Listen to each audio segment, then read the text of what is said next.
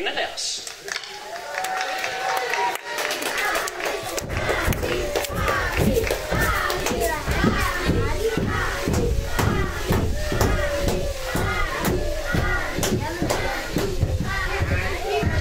Harani snittede ringen, men lurer mig, om han ikke tager den nu.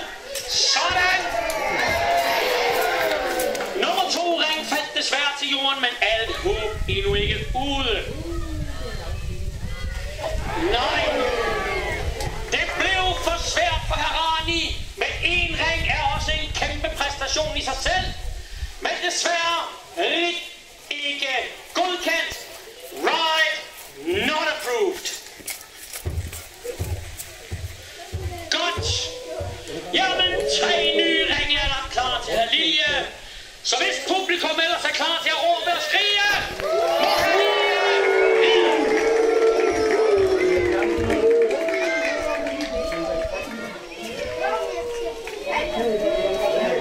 Første ring ligger på skud. Nemt. Vil han få nummer 2? Can he get the second one?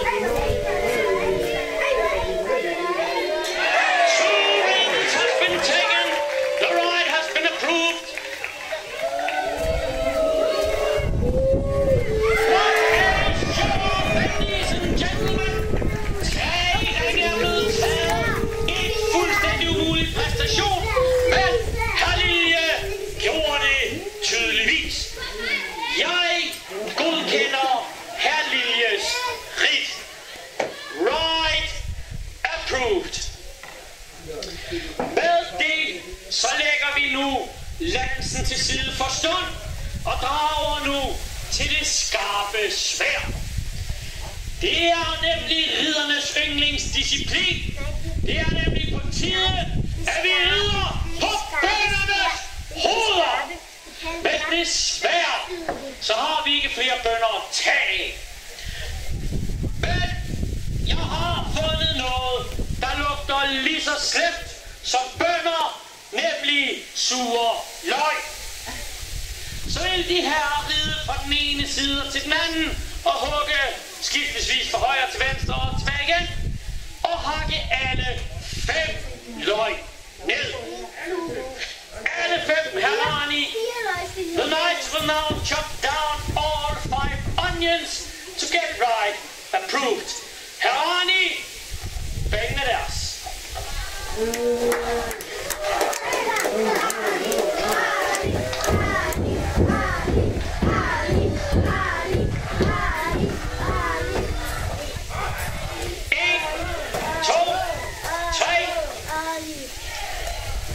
Harani ramte første løg.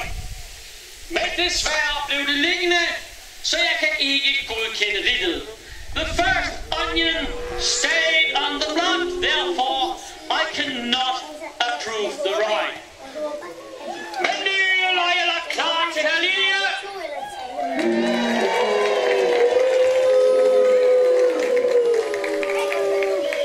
Det er noget af en trussel at tage at føle på.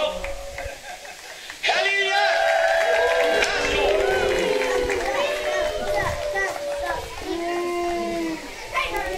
Kan Halilje gøre, hvad Harani ikke kunne, vil han få alle 5?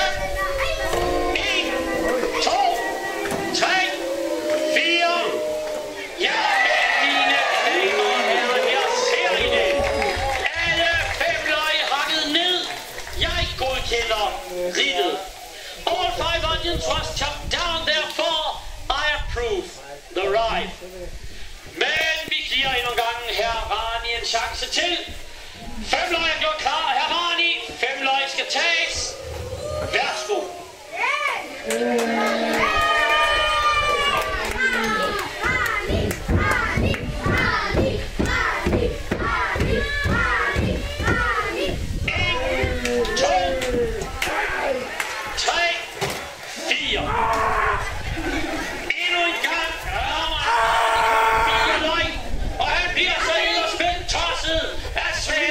Smidt i jorden.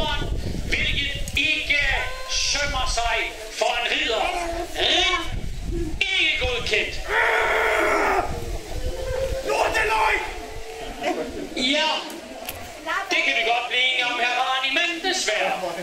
Herr Lilje, nyheder er klar. Værsgo.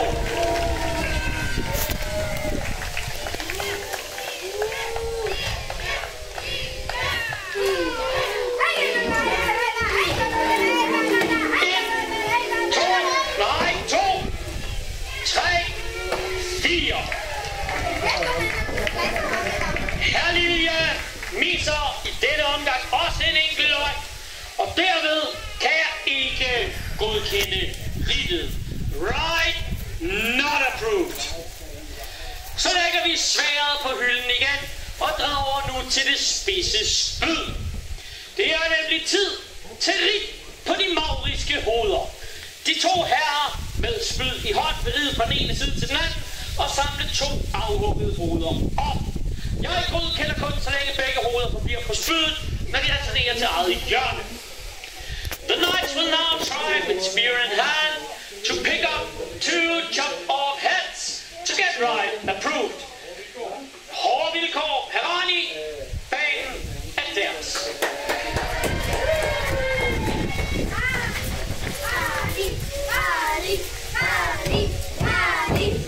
Skuden op til langt over skulderen kører Herani sig klar.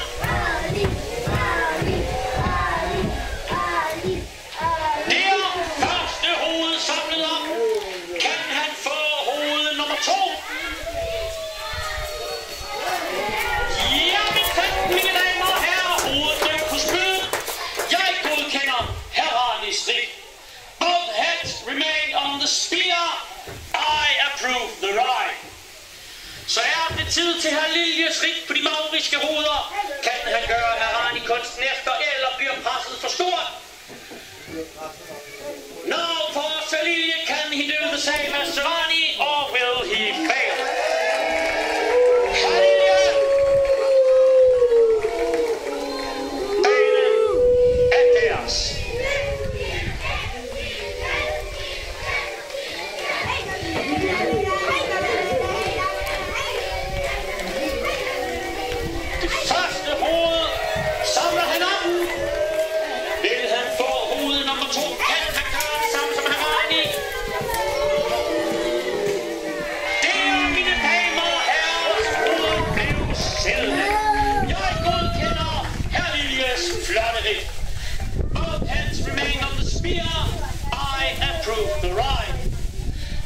Udfordrer de to herrer, nu er det ikke længere afhuggede hoveder, men afhuggede hænder.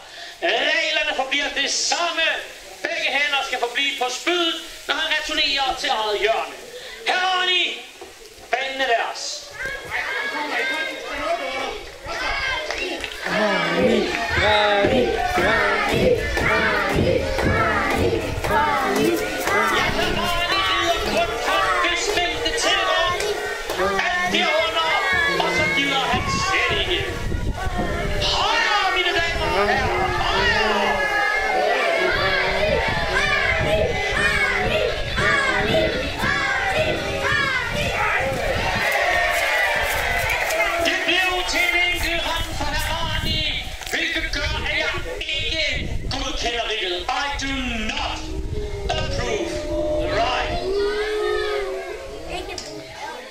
Nu skal børnene huske at passe lidt på, ellers så får de bare til. Godt, herr Lilje! Banen er gjort klar! Værsgo!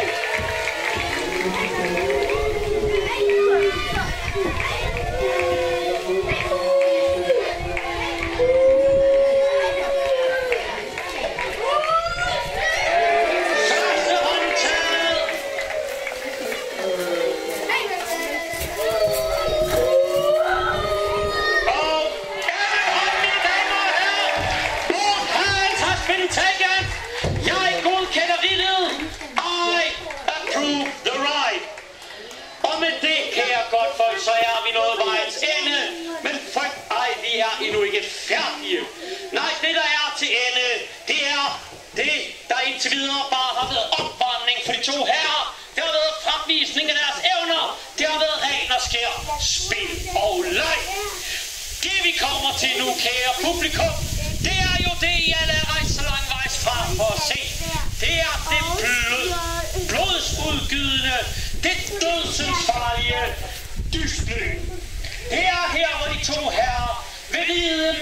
mand og forsøge at ramme modstanderen.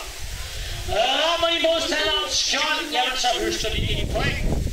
Hvis de brækker lansen på skjoldet, jamen så er der 2 point at høste. Men hvis man formår at gøre det fuldstændig umulige, nemlig at støde sin modstander af hesten og ned i jorden, jamen så vinder de ganske enkelt hele dystløbet. The knights will now ride against each other and try to hit the opponent. If they hit the opponent's shield, they'll gain 1 point. But if they can break the line upon the shield, they'll gain 2 points. But if they can do the impossible, to throw the opponent off the horse and down into the ground, they will win the joust. Og stille og roligt, som de 2 herrer gør sig klar, så kan vi se, hvordan de får et skjold på den ene arm, flot dekoreret med familiens våbenmærke. For herr Ulrik, der er den lasurblå lilje på gylden felt, og for herr Rani, der er det gyldne gevir på hvidt og grønt. Det er en ekstremt nobel sport, sådan et dystløb her. Og takt og tone dikterer, at de 2 herrer i midten vil mødes, inden vi går i gang. Så vil de holde lanserne højt og nikke anerkendende til hinanden som rigtige ridere, som ægte sportsfolk, som noble herrer. Mine herrer, mød hinanden i midten, og etikette opholdes. The knights will now meet in the middle and greet each other as equal as noble men. Der ser vi det. Mine damer og herrer, giv de 2 herrer et kæmpe applaus.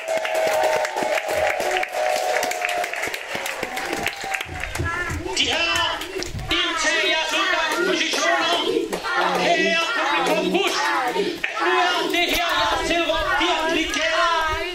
Bær jeres ridder til sejr. Carry your light to victory. Mine herrer, indtag jeres udgangspositioner, og når I er rede, så hold da lanserne højt. Lasse! Alle!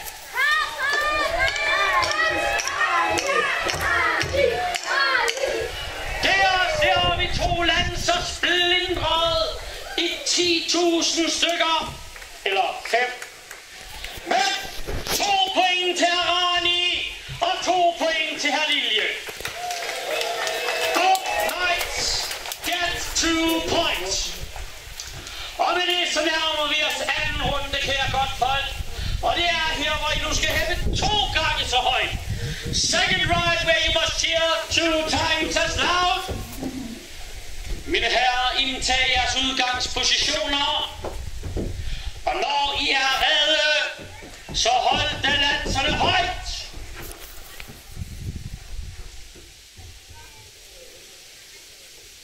Lasse! Alle!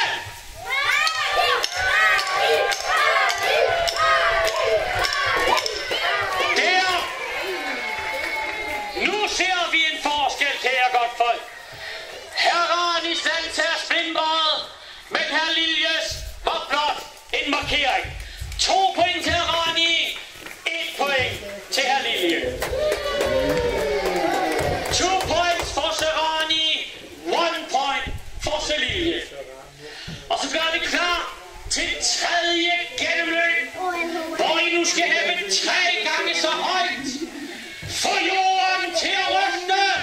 Third ride where you must cheer 3 times as loud. May the knights hear you. Mine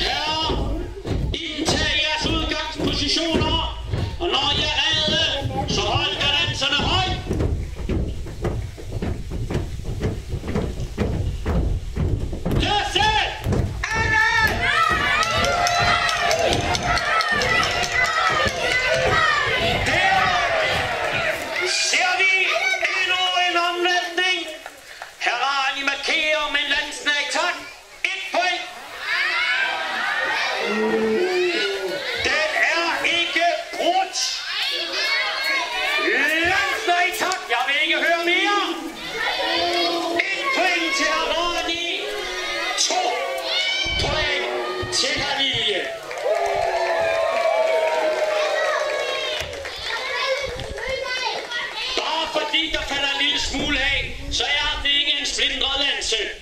Men vi kommer nu til fjerde og sidste gennemrit, hvor I nu skal hæppe 5 gange så højt.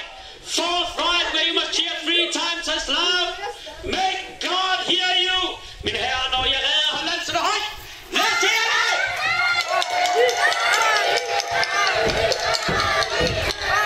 Der ser vi det, mine damer og herrer. 2 point til hver af de riddere, hvilket betyder, at efter sidste gennemløb, så står de 2 herrer lige. After the 4th and final ride, the 2 knights are even. Og derfor tilfælder det mig at finde dagens sejrherre. It falls to me to find the winner for today.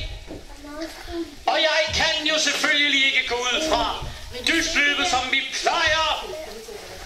Og de var nogenlunde lige i de indledende discipliner, så jeg må ty til helt absurd niveau. Jeg må nemlig lade jer give jeres stemme med. I will let you lend your voice to the decision. Synes I, at Lilje har fortjent at vinde? Does Lilje deserve to win?